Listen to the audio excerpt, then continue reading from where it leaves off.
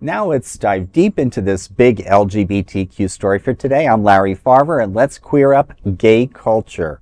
Same-sex weddings pump $5.9 billion into the U.S. economy since marriage equality.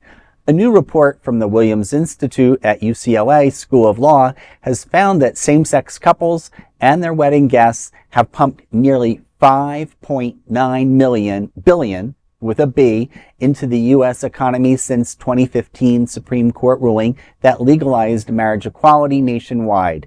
Since Obergefell versus Hodges, more than 591,000 same-sex couples have tied the knot, about 80% of them celebrating with weddings or other events. At an average of $8,546 per wedding, that adds up to a very handsome $4.9 billion in spending. And with more than 7.6 million guests traveling from out of state, another $1 billion has been added through tourism-related boosts. Christy Mallory, lead author and interim executive director of the Williams Institute, said, quote, "Marriage equality has had a significant impact on the lives and well-being of same-sex couples in the U.S. Additionally, it has offered a substantial financial benefit to businesses as well as state and local governments," end quote. The impact has been widely felt, with the South surprisingly accounting for the largest share, $2.3 billion in wedding-related spending. The West saw $1.7 billion, and the Midwest around $1 billion, and the Northeast around $900 million. The report also found that this spending generated an estimated $432 million in state and local sales taxes, enough to support over 41,000 jobs for 1 year. Despite these economic gains, 9 states have introduced non-binding resolutions calling on the Supreme Court to revisit Obergefell. Though the court hasn't acted, Justice Clarence Thomas previously called for reconsideration of marriage equality, and in a concurring opinion, even if Obergefell were overturned, same-sex marriages would still be recognized federally under the Respect for Marriage Act signed by President Biden in 2022. However, the law does not require states to perform them.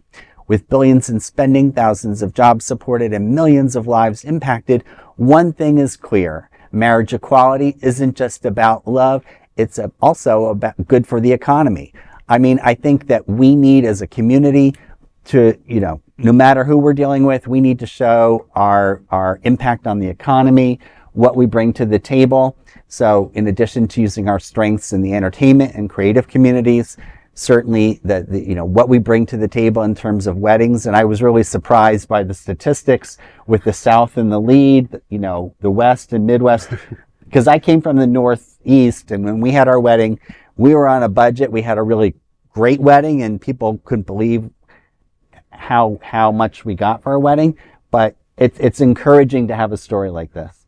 But destination weddings are the thing, right? And so where do people want to go? They want to go to where it's warm. Yes. They want to go to Vegas. They want to go to the South, So, of course, that's where I think, those destinations are happening. I'd be interested in knowing what the international numbers are like on that. Like, how many of us are going abroad to get married or on a cruise ship? I was surprised that the numbers were so low. I mean, I've been to plenty of same-sex marriages, and they are over the top. So the $5.9 billion was actually You mean we're low. tacky? But I think we have a lot more connections. We know how to network. Also true. Yes. Also true.